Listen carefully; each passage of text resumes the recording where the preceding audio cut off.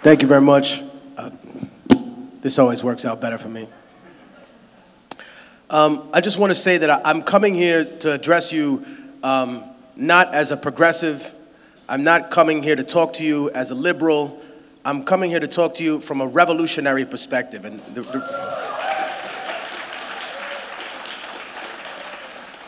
the reason that it's important to make that distinction is because the revolutionary perspective holds that the system that we live in now was never designed to fit certain people and to fit the majority of people.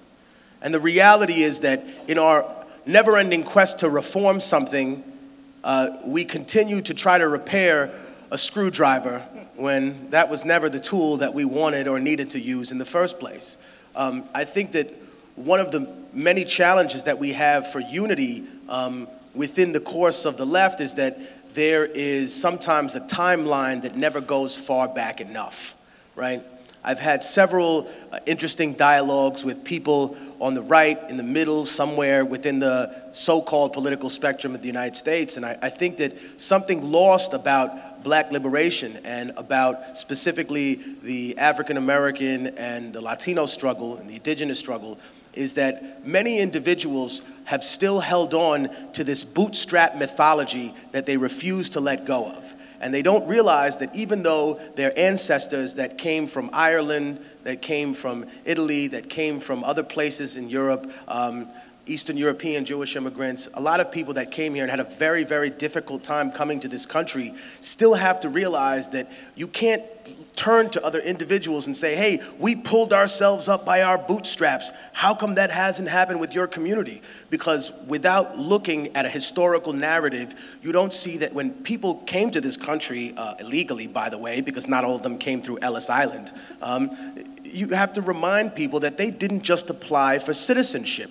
They applied for whiteness. And what does that mean? That means that if you weren't white, you couldn't join the police force, right? Which is political power. You couldn't join the fire department, which governs the amount of people that are allowed in this room. You couldn't join unions, right? You couldn't get a loan from the bank, so you were locked in a red line district. You couldn't open a business. So therefore, other people have advantages that they never understood that they had. And without this redress, how can there be unity? Without any referendum on justice and the deconstruction of the system, how can we sit here and pretend that we're equals? The other problem that we need to address is the Achilles heel of the left, which has always been the moral boundary that we're never willing to talk about. In other words, we always want a bigger slice of the pie. And I'm not here just to criticize the unions or a labor movement for having that circulate within the lexicon of the language that they use. But the reality is this, is that we all want a bigger slice of the pie, but we never ask the fundamental question, or many of us never ask the fundamental questions, where does that pie come from? Who's in that pie? Who was working on a conveyor belt line for 18 hours a day wearing diapers because they don't have a bathroom break to make that pie for you? And unfortunately, we've never gotten a correct answer to that back. One thing I want to say is that in terms of bringing this into a conversation about the Sanders groundswell, and we have an incredible panel here that's going to cover a wide array of topics, opinions, but one thing I have to say is that me personally, I was never as interested in what Sanders would do in success as I was very, very curious about what he would do in so-called failure, right? And I remind people that that's a tricky word. I tell people all the time that I am where I am in life, not because I succeeded all the time, but because I failed more times than other people were willing to try. That's the only way most people see success in terms of anything.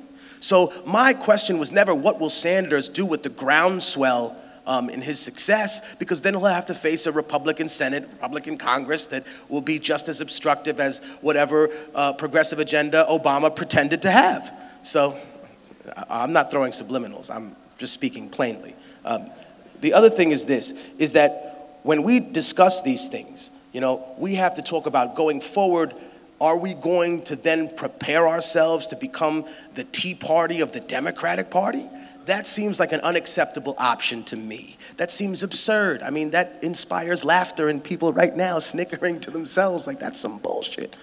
But the reality is this, that if we are going to build a movement, a real movement that addresses the problems that have been swept under the table, that addresses the issues of racism and, of course, classism that facilitates racism? How is it that we can continue to create an illusion of unity? Remember, the illusion of unity is more dangerous than disunity for our communities. And I think that it also is a way that people have traditionally set up one group of people to argue with the other while they continue the fight. Remember, people who fund a war don't necessarily fund the side they want to win. Sometimes they fund the war because they just want to keep the war going.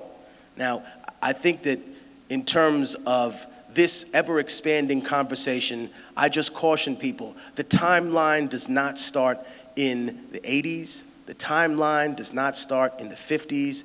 The timeline starts much, much farther back, and with anything. It doesn't matter what it is.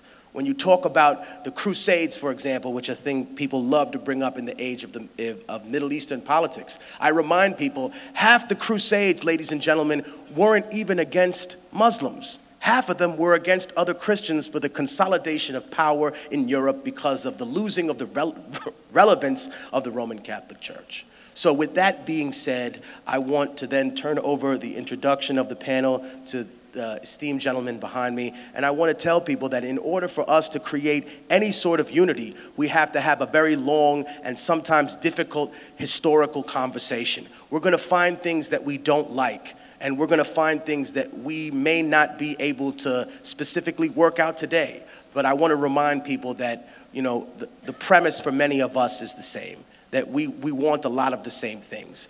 We're just very divided sometimes on how to achieve that. And that's why we welcome open conversation, open dialogue, and open debate at Left Forum 2016. And I want you to give an incredible round of applause for these hardworking geniuses. I'm going to call you, listen, no. You're too modest. That's the problem with the left, too. You're too modest. These individuals that have come here and are going to bear their soul to you within the moment in time that we have. Thank you very much. Please give them a round of applause. Thank you.